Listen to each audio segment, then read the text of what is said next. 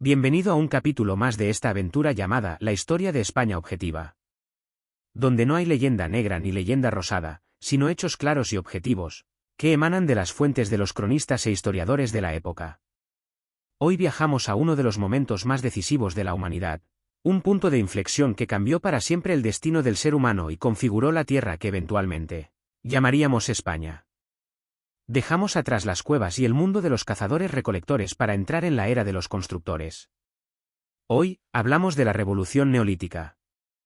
El término neolítico significa literalmente nueva edad de piedra.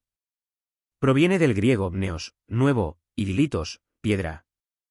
Es el contrapunto al paleolítico, la antigua edad de piedra, la era de las pinturas rupestres como las de Altamira. Pero este cambio de nombre implica mucho más que una simple evolución en la técnica de tallar la piedra. La revolución neolítica es, con toda probabilidad, la revolución más importante en la historia del ser humano. Mucho más que la revolución industrial o la revolución de la inteligencia artificial que vivimos hoy. El neolítico es el salto real hacia la civilización. El momento en que el ser humano deja de ser un mero sujeto pasivo de la naturaleza, para empezar a dominarla y transformarla activamente. Este cambio colosal comienza en el Creciente Fértil, en el Oriente Próximo, alrededor del año 8000 a.C. Y sus consecuencias fueron tan profundas que aún hoy, miles de años después, vivimos de ellas. ¿Qué ocurrió exactamente en esta revolución? Primero, y quizás lo más importante, aparece la agricultura. Por primera vez, el ser humano comprende que puede cultivar la tierra y vivir de los productos que obtiene. Ya no depende de la caza diaria o de la recolección de frutos silvestres. Ahora puede planificar, sembrar y cosechar. Segundo, junto a la agricultura, nace la ganadería. Se domestican animales como cerdos, cabras y ovejas.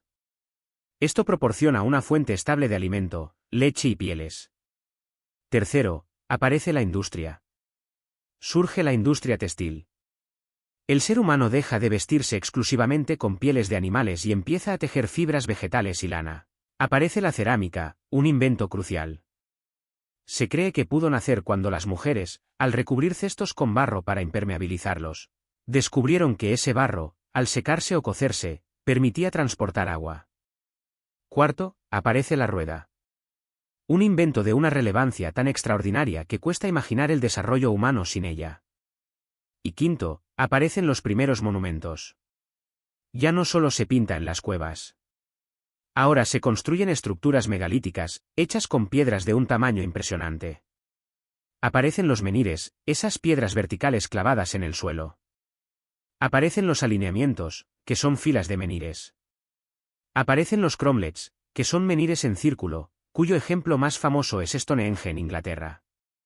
Y aparece el dolmen, una mesa de piedra con una losa inmensa colocada horizontalmente sobre otras verticales. Este paquete de innovaciones, agricultura, ganadería, cerámica, textiles y monumentos, es el Neolítico. ¿Cuándo llega esta revolución a España? Llega más tarde que a Oriente Próximo. Podemos situar el Neolítico en la península ibérica entre el año 5000 y el 3000 a.C. Y cuando llega, no es uniforme, sino que genera varias culturas fascinantes.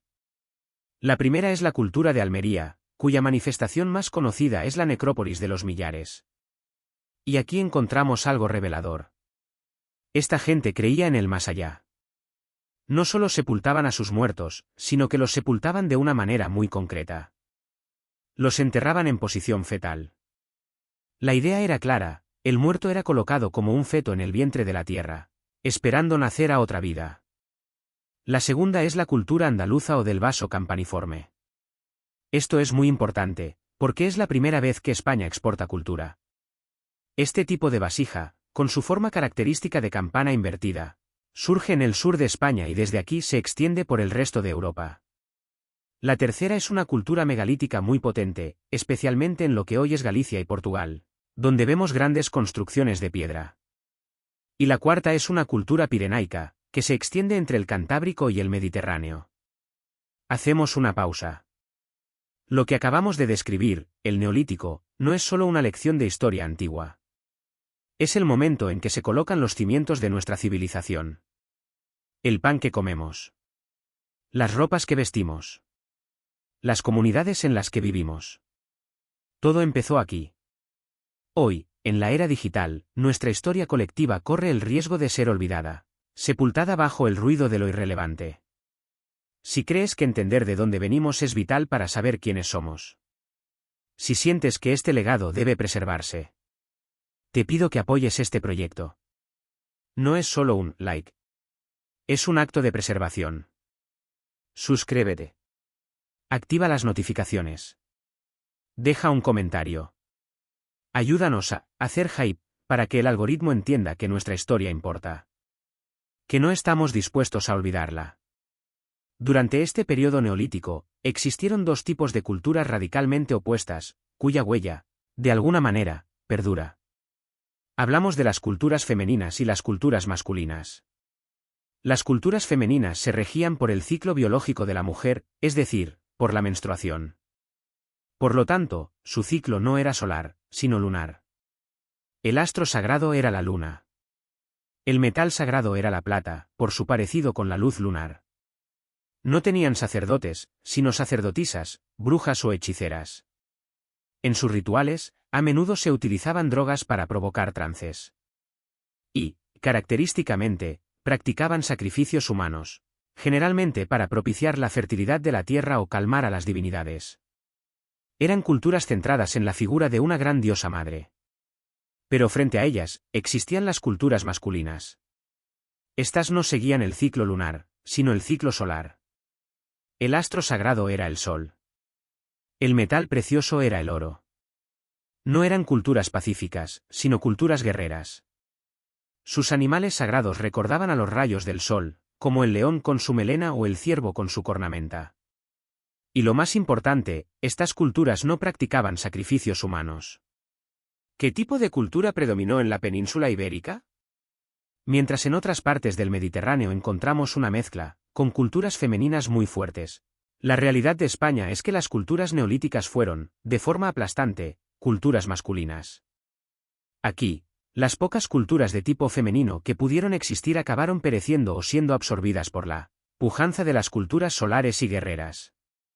Y esto nos lleva a una reflexión final, una hipótesis fascinante sobre una de nuestras tradiciones más antiguas. El toro. El toro, con sus cuernos en forma de media luna, es un animal totémico universalmente asociado a las culturas femeninas y al astro lunar. En las culturas femeninas del Mediterráneo, como la cretense, se jugaba con el toro, se saltaba por encima de él, pero no se le mataba. En España, sin embargo, el destino del toro es la muerte. Cabe preguntarse si la corrida de toros no es, en el fondo, un eco lejano de esa victoria neolítica. El símbolo de la cultura masculina, solar y guerrera, que domina, torea y finalmente mata al símbolo de la antigua cultura femenina y lunar. Un ritual que representa el último vestigio de la batalla que definió los cimientos espirituales de la península. En nuestro próximo capítulo, daremos un paso más y hablaremos de los primeros pobladores que llegaron a la península. Y exploraremos la sorprendente conexión entre los antiguos vascones y los pueblos del Cáucaso. Gracias por acompañarnos en La Historia de España Objetiva.